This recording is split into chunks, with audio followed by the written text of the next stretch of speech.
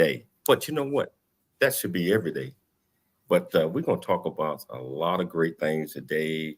We got this absolutely fantastic guest that's going to be coming on, going to be sharing some things with us. And we are just going to dive off into a lot of these things. Of course, you got my co-host, Dr. Michael Mantell, here again today. And of course, co-host, Dr. Michelle Cooley. How are you doing, Dr. Michelle Cooley? I'm doing great. I am excited, about this guest today and our guest co-host, of course, but about this guest today because my brother's in the same specialty as she is. And he's always known he wanted to be this particular type of doctor ever since he was 6 years old. So I do believe it's something at a very young age, but I'm not going to spoil everything. So I'm excited today. What about you, Dr. Michael Mantell? How you doing, sir? I'm doing great. I am doing phenomenal, especially with this guest today in our fourth episode of 360 Degree Health. This is going to be the beacon that people are waiting to learn more about because it's about a demographic that we care a great deal about, children and teens today who are really struggling and suffering. Absolutely. So, I want to get this show started. So wherever you're watching it at, whether you watch on E360 television, Transverse TV, YouTube, LinkedIn, or 45 other different live platforms, welcome to the show. If you want to be part of the conversation, just go to your platform that you're watching us on. Ask any question that you might have. I promise you, we'll get you an answer. Michelle, let's get it started. Can you tell our viewers and our listeners the title of the show, the purpose of the show, and introduce this absolutely wonderful superstar guest that we have? Oh, most definitely. So 360 Degree Health, Children, Adolescent Development. And we're having a conversation with Dr. Hilary Balish. She's the founding director of Behavioral and Mental Health Services at Children's Primary Care Medical Group. And Dr. James J.C. Cooley and our guest co-host, Dr. Mantell, will discuss with Dr. Bowers why the importance of understanding the key stages in child and adolescent development are crucial for identifying and addressing behavioral and mental health issues in children. We're going to discuss common behavioral and mental health concerns in children, parenting strategies, screen time and technology, school and academic challenges, preventive measures, and resource. So I'll tell you about our guest today, Dr. Hilary Balish. Again, founding director of Behavioral and Mental Health Services at Children's Primary Care Medical Group, which provides health care at 28 offices across San Diego and Riverside counties and serves the needs of 280,000 children and adolescents. In addition, she's the lead pediatrician of the Primary Care Mental Health Integration Program as part of the Transforming Mental Health Initiative at Rady's Children's Hospital in San Diego. Graduate magna cum laude from the University of Pennsylvania and received her medical degree from the University of Washington. She performed early research on the efficacy of telemedicine to serve rural populations. She completed her internship and residency at Cedars-Sinai Medical Center in Los Angeles, California, with additional training at Boston Medical Center. She has been invited as a speaker to a number of multidisciplinary conferences addressing the delivery of behavioral and mental health care, and she regularly interacts with California's pediatric communities. She is committed to bringing mental health care into the primary care home and is a passionate advocate for improved and timely access to quality pediatric behavior and mental health care. Please welcome to the show, Dr. Hilary Bowers. Oh my goodness. Thank you so much for having me on. I was looking over my shoulder to see who she was talking about. It sounded fantastic. I want to hear from her too. It's great. It's an absolute pleasure having you on the show, Dr. Bowers. Thank you. So can we start? Can you tell our viewers and listeners a little bit more about you, where you grew up, what makes you tick, and why you're so passionate about this great job? Absolutely. So I was born in Tennessee, a little known fact. You can't really tell by the way I talk because my parents were both from the East Coast. So I talked more like them. And so I was out in the Deep South for 6 years. And then we moved to Iowa. And I grew up mostly in Iowa City, Iowa. The University of Iowa is there. Go Hawks. They're actually playing basketball here in town tomorrow, and Friday. And then I went to the University of Pennsylvania for undergrad. I majored in folklore and folk life with a minor in chemistry. And Wow. then I took a couple years out. I know, like I'm probably the only physician you're going to meet with a major in folklore as an undergrad, but I think it really was really quite useful, because the whole point of folklore is looking and studying groups of people and then taking what we call that second head. So can you think, so I have my worldview, I have my lens, how I was brought up, all the things I've been exposed to, but now can I put myself in somebody else's shoes to try to see the world from their point of view? I may or may not agree, but can I try, right? And so I think that really cultivates that empathy. So that it was a really early part. And I took some alternative medicine classes as an undergrad as well, thinking about complementary and alternative medicine.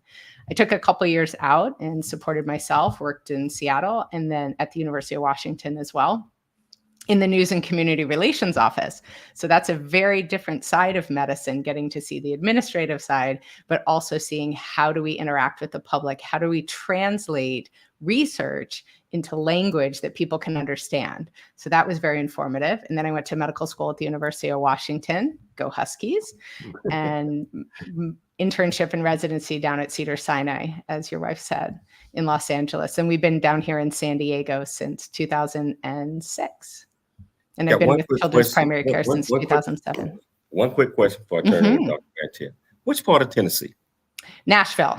So Vanderbilt is specifically where I was born. So we were there for a couple of years. Yeah, I'm from Chattanooga, Tennessee. Reason I asked there we go. See? And my brother lives in Memphis. So here we are. Who knew? Wow, Tennessee was bringing us together. Yeah. Well, I'm just delighted that you're here, because you are a true superstar in this arena. And I think that your ability to engage and communicate and I think express the compassion you feel comes across already. And so I know this is going to be a part one discussion, because there's so much to talk about. Mental health is an important part of children's overall health and well-being. And it's mental, it's emotional, it's behavioral.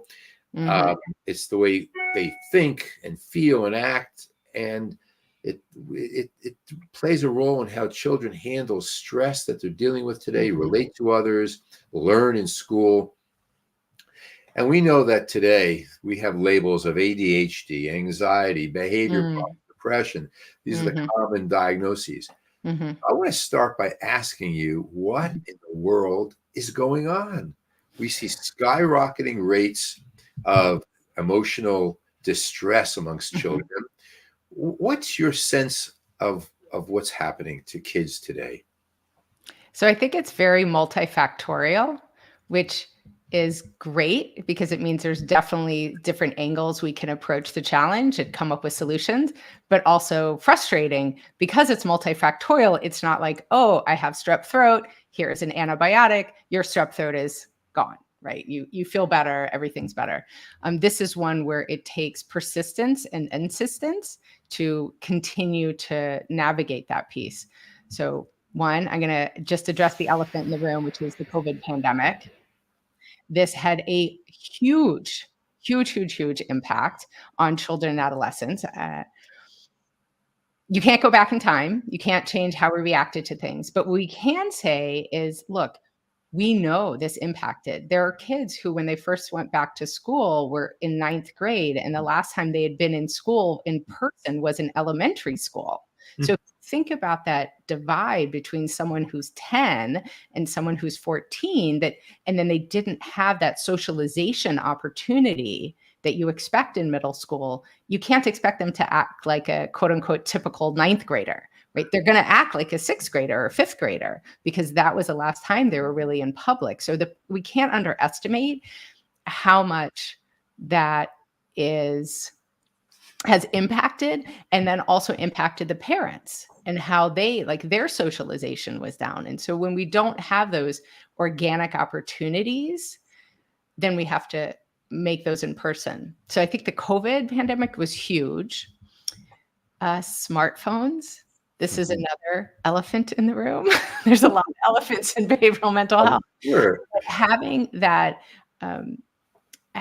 device that is so omnipresent be at the phone, having, all the social media apps that we have, and having kids come on so early. I mean, you have kids who are 9 years old. I know everything says you have to be 13 to have an account, but if we look around, we'll see 9, 10, 11-year-olds on there. And at that age, it's like, oh, yay, someone likes me. This is awesome. And even that adolescent brain, woohoo, someone likes me. But it's not real. It's not tangible in the same way that someone really sees you for who you are, right? I think there's that famous New Yorker cartoon, like on the internet, nobody knows you're a dog, right? You could be anybody, which is beautiful because you could reinvent yourself. Maybe you're in a challenging home situation and you reach out online, you find people who understand you. And you might be subjected to people who are coming after you who aren't your age and aren't appropriate for you to be interacting with. And because it's very easy now to, if you're online, you just shut your computer. I don't want to talk to you, right? If you're in person, you actually have to have that conversation. So I think and this may be something we come back to after the break, but thinking about how does social media and all of that really interconnect with our kids and their mental health. Let's hold that thought. Let's hold that thought, because I'm liking what I'm hearing right now. We're going to take a station break, but wherever you're watching this, everyone, before the conversation, all you got to do is go to the platform that you're on, ask this great guest any question that you might have, or ask Dr. Michael Mantell, or ask myself. We're going to get you an answer. It's your life. We'll see you shortly after the break. Really get a chance to know who you are. And once you know who you are, you truly know who you are, love who you are. Love who you are. You're a masterpiece. Love who you are. Love who you were born to be. Love me some me. That's what I'm talking about. When you leave high school, you gotta know today or tomorrow, hopefully today, what your plans are. Hopefully, there is no bad decision unless there is no plan. Create, collaborate, commit with confidence. Commit with what? Commit with what? And everything that you do.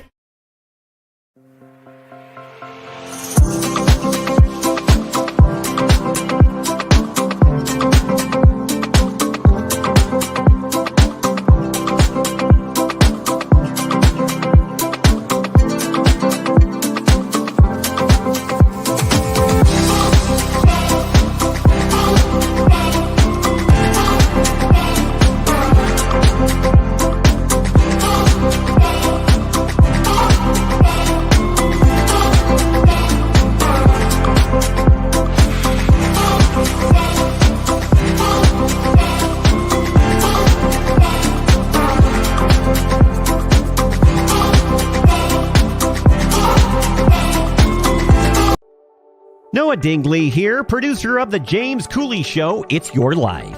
And the new audio version of James' book, Country Boy, City Boy, A Journey That Ain't Over Yet, is a must-have. James shares his true life story of struggle and success in America. It's both a cautionary tale and a roadmap to achieving the American dream.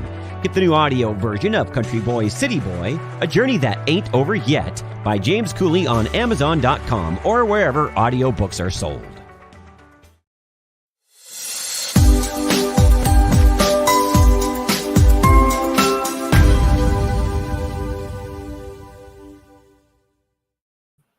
Hello, welcome back to the James Cooley Show, It's Your Life. And as you see, you just had a tab in the first segment, what's to come.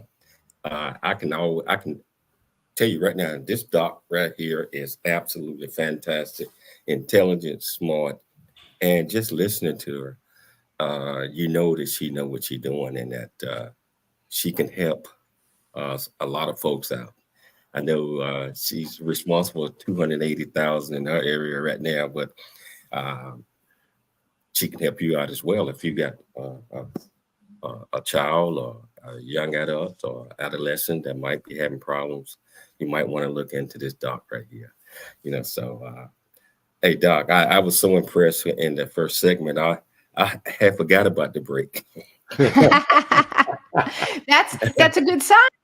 That's a good sign. Right, exactly. Showing and you're focused. I wanted to bring up, because during the break you played a video of yourself, and one of the things you said is to love yourself.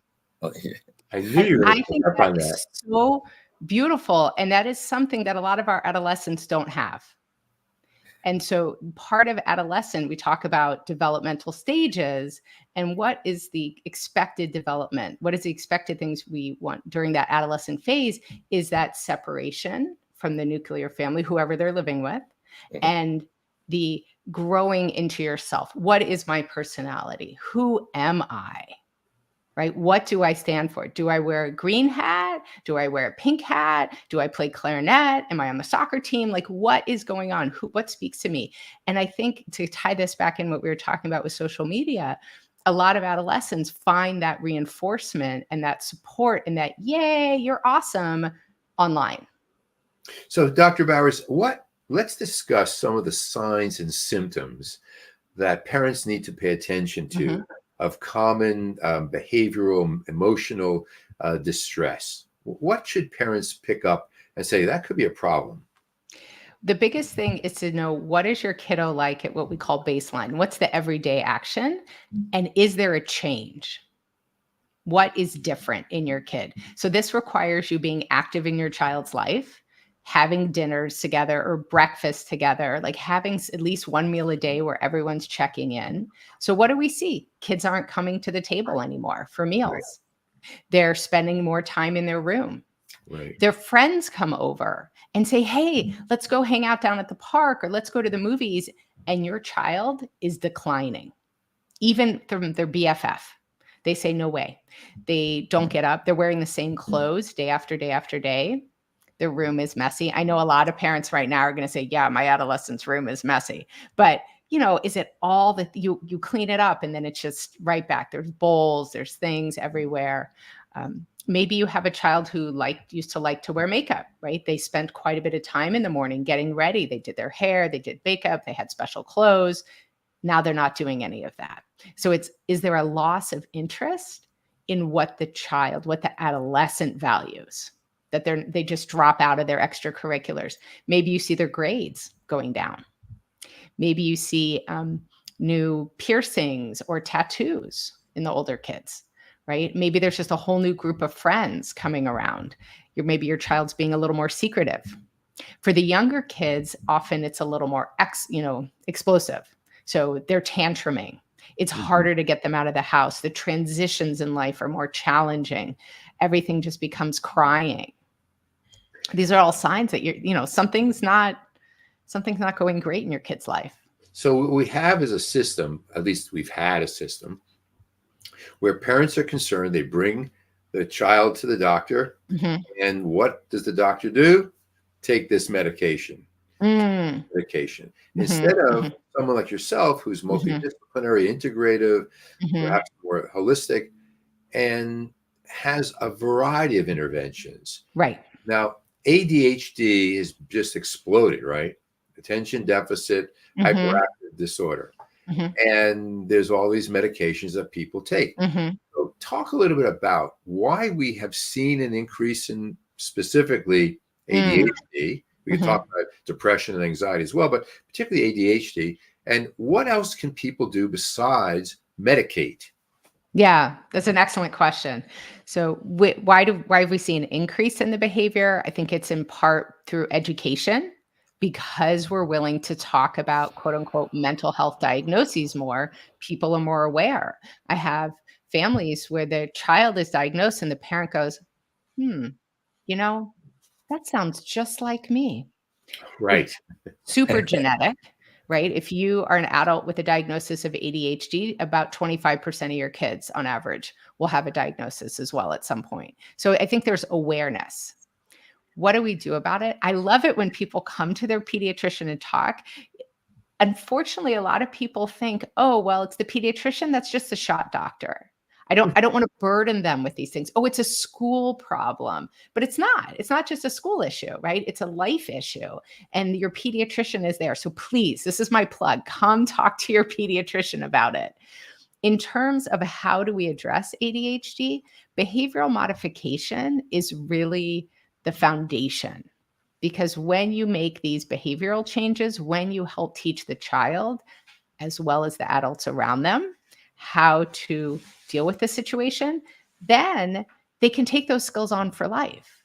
This is, medication, it's an excellent tool. It's not for everybody. But for me, I really view it as part of the overall plan of care. It is a tool, just like behavioral modification, just like maybe you're increasing fruit and vegetable, you're increasing physical activity. These are all tools to help with the overall plan of care, which is we have a kiddo with ADHD.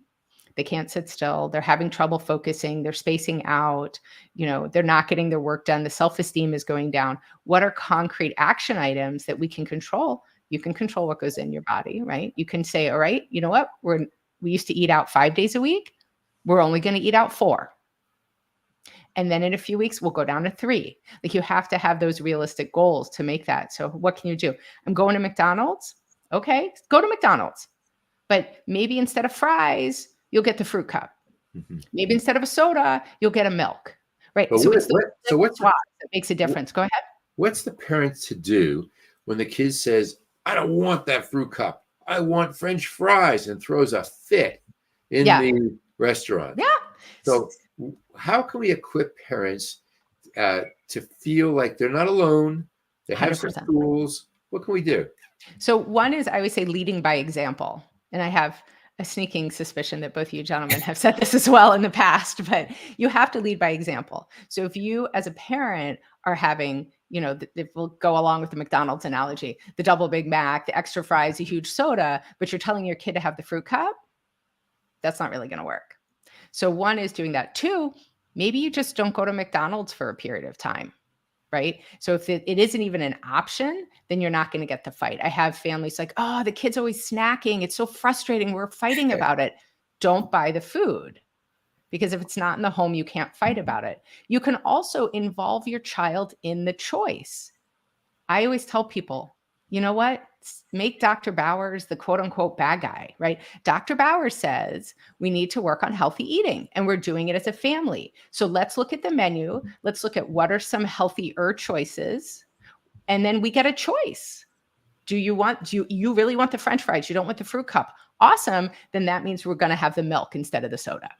Right. Wow. So you can involve the kid. It's like the younger kid who really wants to dress themselves. And some parents get very bent. And I'm always like, if it's clean, it's good. It's a win for a 3-year-old.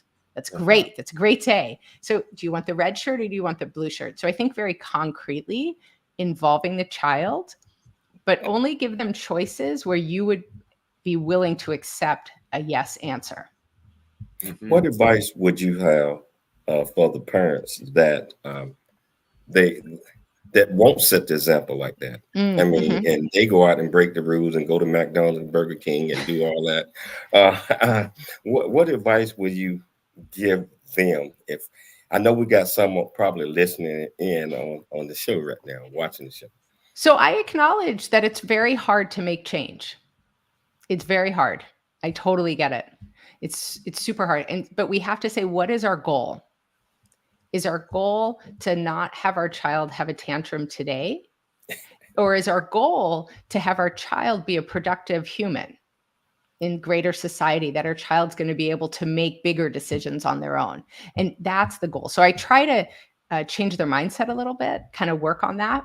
If the parent is like, yeah, food, Dr. Bowers, ain't going to happen. It's just not. So then I try to find a different goal. Right. I just won't even talk about, could we, you have a dog. Let's have the child help walk the dog once a day. Could I work on some other aspect that I know will also be helpful? Like in my mind, I got a whole list of things that could potentially be changed. This one won't work. Fine. I'm not going to push it. Let's find something else that will. I always say when you have change, you can do the easiest one, or you can do the one that you think is going to have the biggest impact. But the biggest impact one may be really, really challenging. So I say, start with the easy one. And then the next easy one, and the next easy one, and the next easy one. And next thing you know, you've climbed part of that mountain. And you've made 4 or 5 changes. Another thing I say is, if you have one healthy change a month, just one 1 per 4 weeks. At the end of a year, you have, and this is why I ask the kids to do a little math, but I won't make you do it, 12 months, right? So you have 12 changes. That's huge. 12 Right. changes is amazing. But if you say, oh, you have to make 12 changes right up front, no one's buying in. I true. also work a lot on how do we view the child's behavior. So we definitely have some parents who presume that because the child is younger, they have to obey everything the parent says. And I'm not saying the parent isn't in charge, but it is okay for the parent to sit on the floor and talk to their kid if the kid is, 3, they're not so tall. And by doing that, you're decreasing that stress level. You're having more of an eye-to-eye conversation. The kid's not going to feel as threatened. Guess what? They're probably more likely to do what you'd like them to be doing. Right. So thinking that the kid's behavior, I get parents coming in, they're so disrespectful. They're doing this on purpose. They're hurting me. They're making me embarrassed in front of my friends. So I try to get the parents to step back and then let's look at it from the kid's point of view. It's that folklore double head thing, right? Like, let's think it from the other side. Maybe it's because we've been at the place for 3 hours and the kid doesn't really like it. And they're trying to tell you, hey, Ma, I need to go home. I'm done. So maybe in the future, if you really want to spend 6 hours with your friends, don't bring your kid. Like, set yourself up for success, or have a little communication way to say, how does a kid get to tap out if they need to? I just said to a parent in a first session, they were concerned about their 9-year-old daughter, and they were going on and on and on with this daughter does wrong. Right. I said, I just have one question. She said, oh, I'm sorry for going on. So I said, no, just one question. Does your daughter do anything right? Yeah. She said, oh my God, look at the way I'm thinking about her. Mm-hmm. What do you think, Dr. Kooley? Wow. I think this is a great show so far. Yeah, I think that everything that we're talking about up to this point, and I know we got a lot more, is on point, and you guys are fantastic. But we're going to take a station break. But we're going to come back. We're going to pick it up. And I know that you all are enjoying this show. So why don't you go to the platform that you're on, ask any question that you might have, become part of the conversation, and also help solve some solutions. You might have some ideas that we have came up with. All you have to do is share. Remember, it's your life. And we'll be back shortly after the break. I never wanna leave. Yeah, I'm right where I wanna be. We got something you and me, and I can't get rid of this feeling. Just like a magnet, we're just like a magnet. The things we have can be taken for granted. Now I know that it has always been you. I can't help it, I'm so drawn to you. Just like a magnet, we're just like a magnet. The things we have can be taken for granted. Now I know that it has always been you. I can't help it, I'm so drawn to you. Hey, I'm so drawn to you. I'm so drawn to you. Yeah, yeah.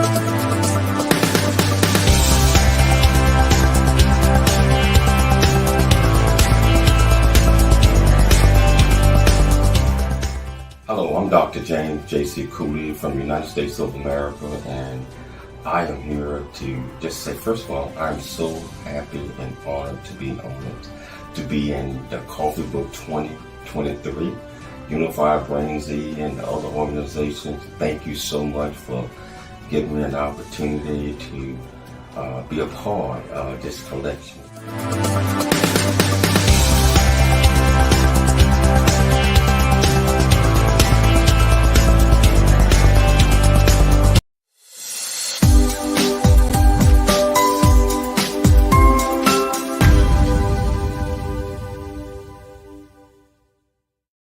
Welcome back to the James Cooley Show. It's your life, and I tell you, I'm tickled pink over here because Dr. Balish she bringing it. Of course, you already know Dr. Mike is always going to bring it, but she's bringing it, and this information is so valuable to all of us, and just some of the things that we probably haven't been focusing on, just like what Dr.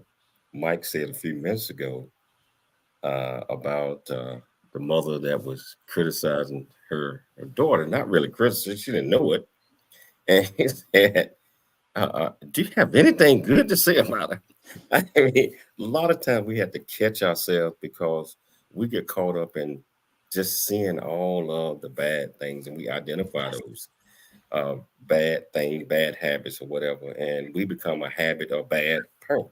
And when we're doing those things, we got to always parent and also lift, I believe, and these two doctors will explain that a little bit more. We have to always make sure that our kids, our adolescents are respectful, understanding, and we give them the love and the compassion that they need. And it cannot all be negative. Yeah. Cannot all be negative. It had to be a mixture or blend in between that. And I think that's so important. That's why I think that the message that we're talking about today are so, so important. And I'm just proud to be a part of this conversation here. So hey, Dr. Bowers, I'm going to start off with the first question. I'm going to turn it back over to Dr. Mike. But what has been shown to be a protective factor against adverse childhood experiences? So ACEs, or adverse childhood experiences. So these are the things that occur in your life before the age of 18. So physical things, emotional things. So maybe you have a parent who is outside the home because they were part of the justice system. Maybe you have a parent that's using drugs. Maybe you have parents who are divorced, right? So if you have parents who are divorced, that gives you a 1 on the ACE score. And we know how prevalent divorce is in these days. Maybe you have domestic violence in the home. So there are a number of factors that give you an ACE score. And we know the higher your score, the more you are at risk. It is not a guarantee score. So that's it's not destiny, but it is a risk for increase in heart disease, increase in anxiety and depression, obesity. If you have a score of 7 or higher, you have a significantly increased risk for early death, dying 20 years earlier than you might have otherwise. So this is an ACE score. And you may notice that your pediatrician is doing something that's called the PEARLS, which is the ACE score plus a few more questions that are specific to the pediatric age group. And what has been found to be a protective factor?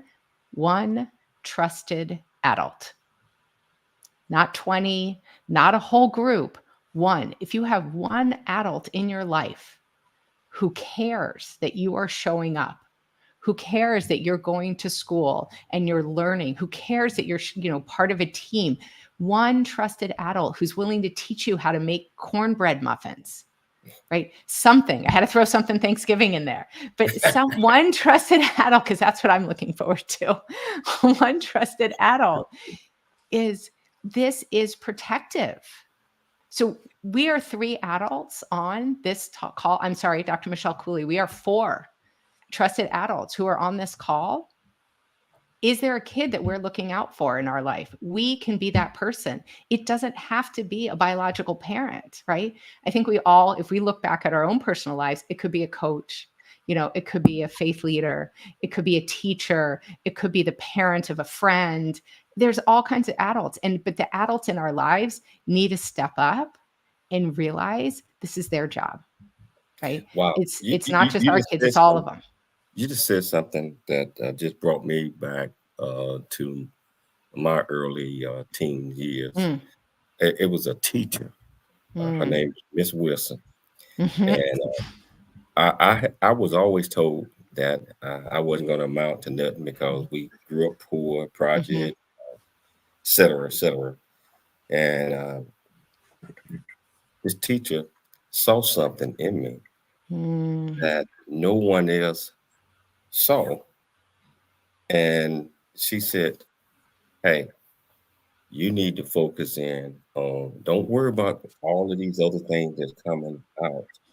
You need to focus in on this certain thing or these certain things. I have become fond of you. I have learned to love you.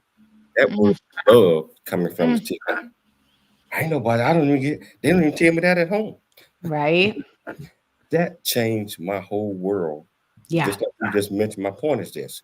You just mentioned that it's one adult or someone, one that had to step up and let you know that you are worthy or whatever that is. And you lock in on that one.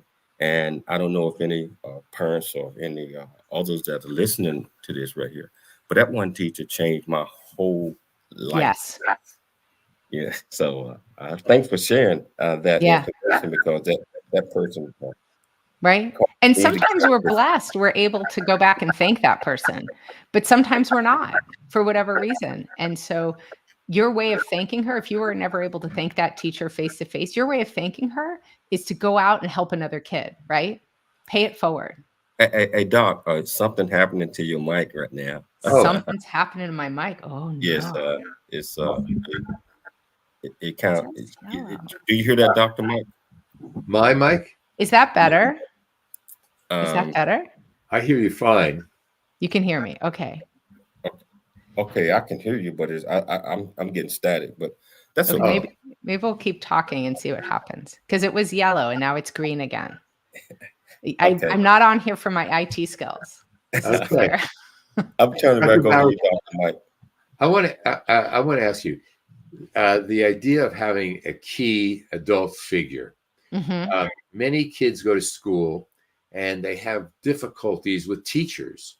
Can we talk a little bit about that? I mean, you hear stories from parents about kids who are not doing well in school, learning disabilities, or being bullied in school, or the behavior problems in school. How can parents step in on behalf of kids when they see concerns between a teacher and a child? This is the kid, this is the adult who this child is spending hours with 5 days a week. And if that teacher doesn't like the child or is unfair, what can parents do about that? So I think one thing is to have a frank discussion with your kid if they're old enough to have a back and forth conversation, so you can have very concrete examples.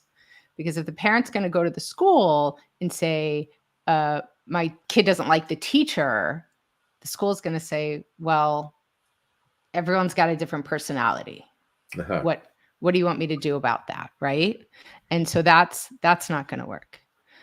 Dr. Kooley, you are muted. We're going to take a station break, but okay. What I need for you all to do is log out and come back in, because we have serious mic problems and the audience is not going to be able to understand. Oh no, that. We need them to hear.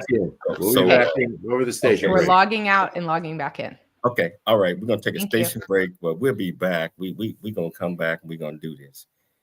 So I tell you, if you want to be part of this great conversation out here, do it. Just go to the comments and ask any question you might have. It's your life. I'm Dr. James J.C. Cooley. We'll see you shortly.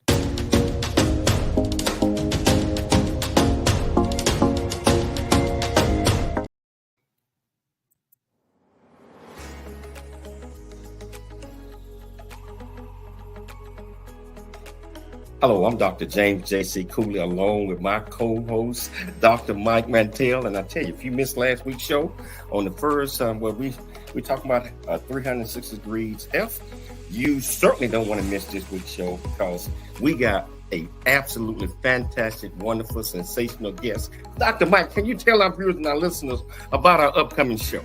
I sure will. What an honor it is to be a co-host with you and to be working with Michelle. This series, 360-Degree Health, is remarkable. We just covered lifestyle medicine, a medical specialty that uses therapeutic lifestyle interventions such as whole food, plant predominant eating, exercise, sleep, stress management, avoidance of risky substances. And you recall Jessica Matthews took us through all of the importance of positive social connections. Well, now, on our upcoming show on Wednesday, we have the very illustrious, esteemed Colin Milner, who is the founder and the president of the International Council on Active Aging. He is a founder of the active aging industry in North America. And we're going to be talking all about how to live a long health span, healthy life to be optimized in every way we can. Colin is a brilliant speaker and a presenter. Wait for the information. It will add life to your years. Wow. Also, we got a special guest that's going to appear on there. We got the Honorable Lord Edwards Tate. And I tell you, it's just going to be absolutely sensational. So I tell you, tune in Wednesday, November the 8th, to It's Your Life with myself and Dr. Mike Mantell, and learn a lot about aging, learn a lot about all type of things. And tell you what, 12 o'clock Pacific Standard Time. Hope to see you there. Thank you.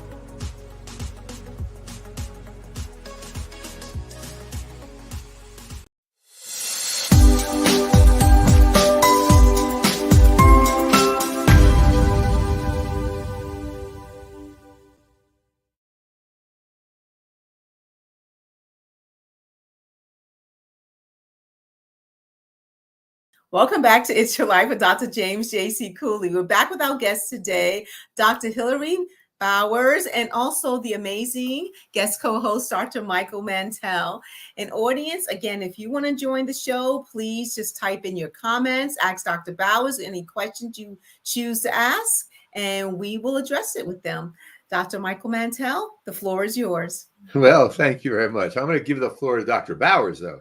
So we were talking about what role parents can have in dealing with schools. Now, and I mean, I think so many parents are frustrated with schools today and what they can do and what they can't do. Parents do have power, and they do have the ability to influence for the best of their children's lives. I want to go back to an area you talked about because I think it's so big in the lives of so many parents, and that's technology, the devices. We see kids year-old, 2 years old in restaurants looking at their iPads and playing games, and you go, my God, what's happening to these kids? I have a real worry about that because it's taking life away from reality. So I want you to describe how a parent can influence taking a device away and substituting real life. Yes. Hold on one moment, please.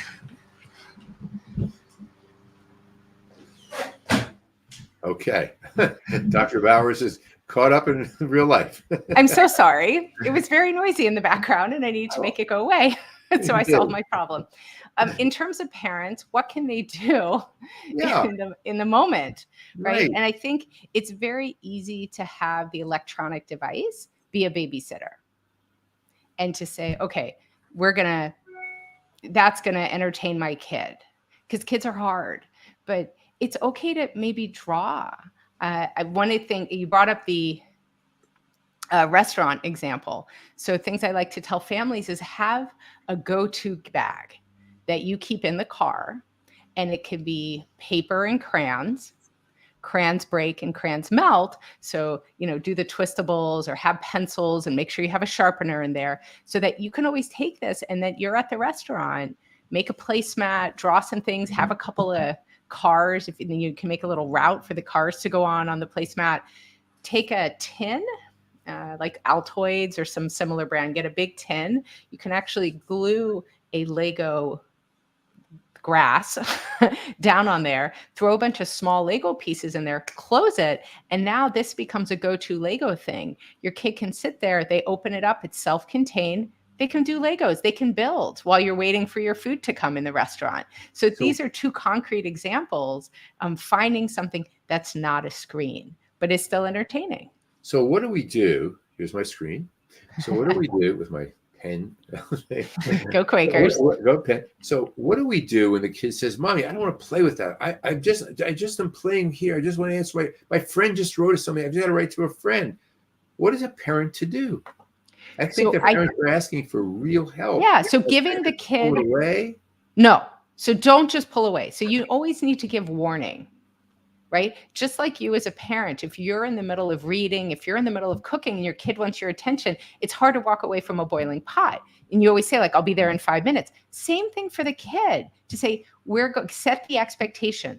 We're in the car. You have my phone while we're in the car. We're going into the restaurant. When we sit down, we're going to put our devices away. Or when we get the menus, we're going to put our devices away. So now you've warned the child. You've given them notice that what's going to happen next. And then you say, okay, the menus are here. It's time to put it away. And if the kid says, oh, my friend just texted me, you can say, okay, go ahead and text them back. Say, and then maybe even give them the words. Tell them, you know what? I just sat down to dinner with my family. I'll call you back in 30 minutes. So that is also telling your kid they're going to have the opportunity to talk to their friend. They're not going to miss out on that. But they're also going to get to have the opportunity to have a meal with their family that's not interrupted and not divided attention.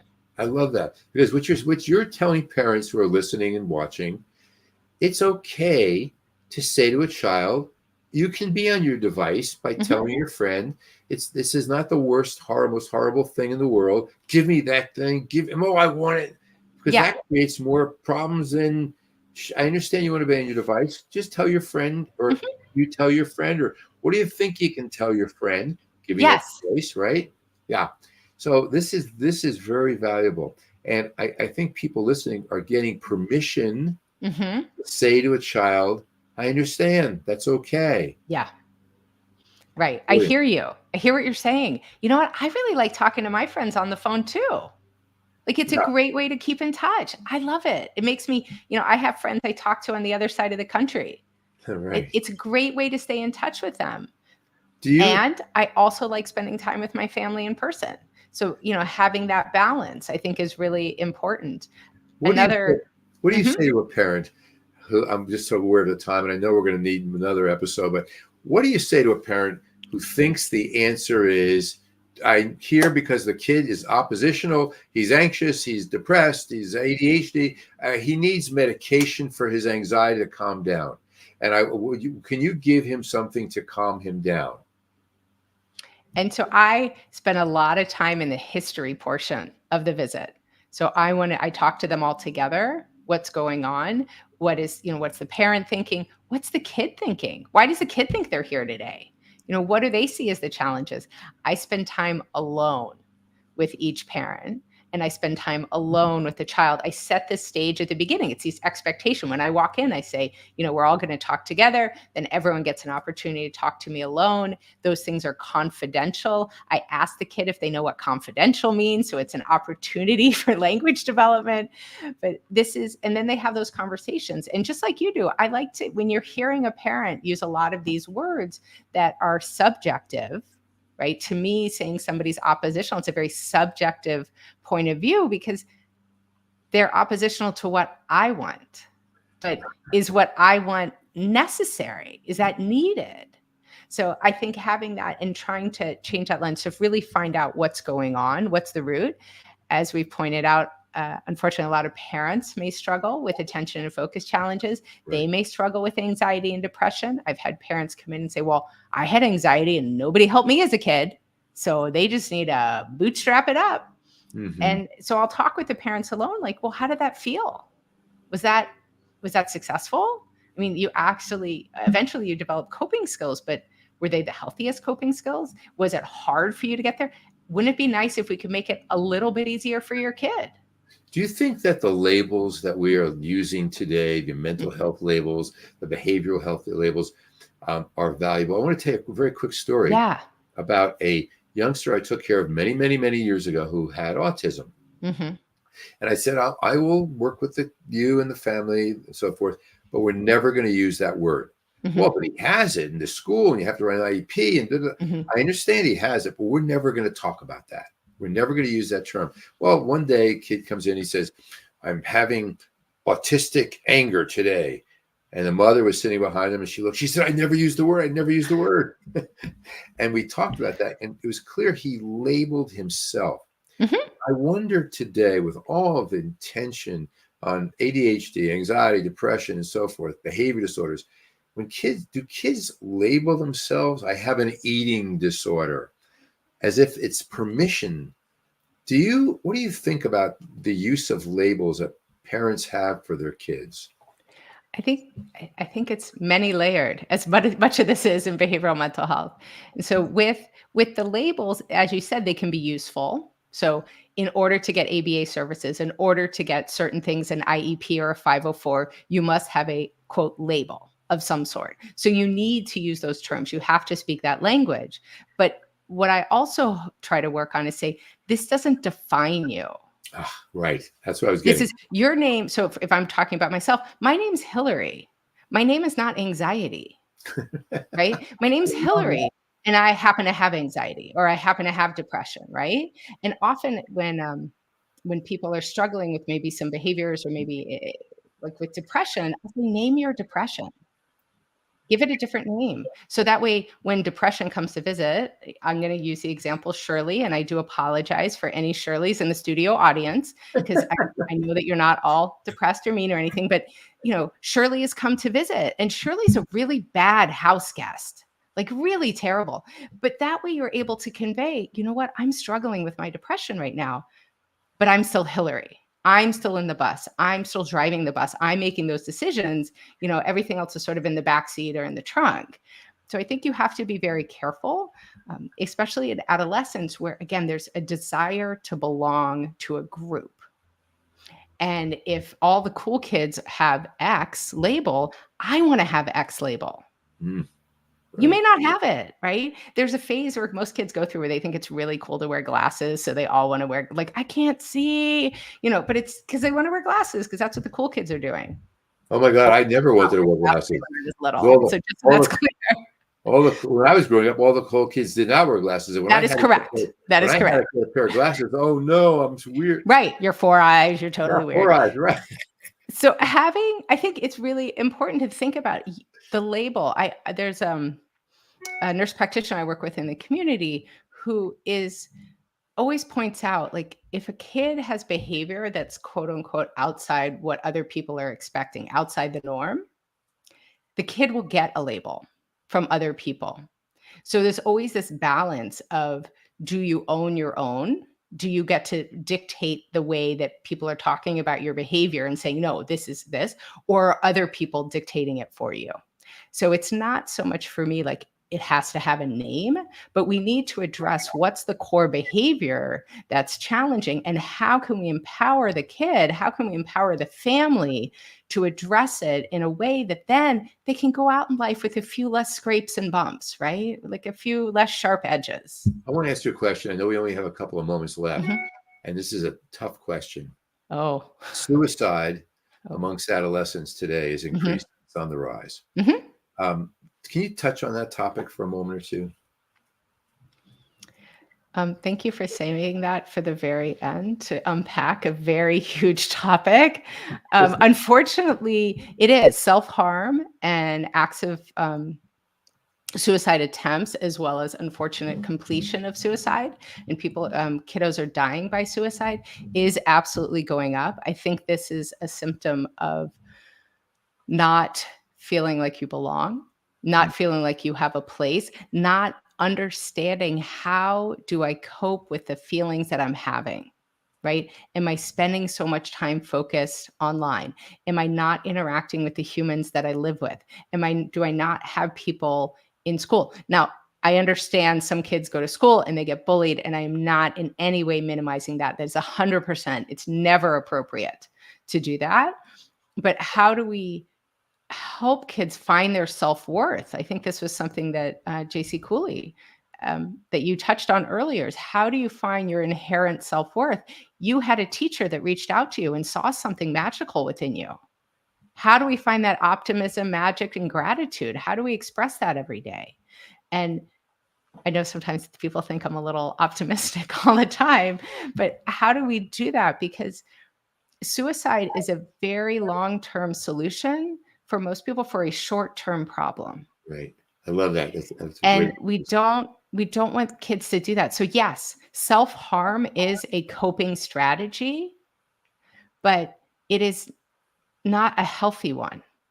So I try to say, kids, you know what? You're right. You're cutting. I understand. How does it make you feel?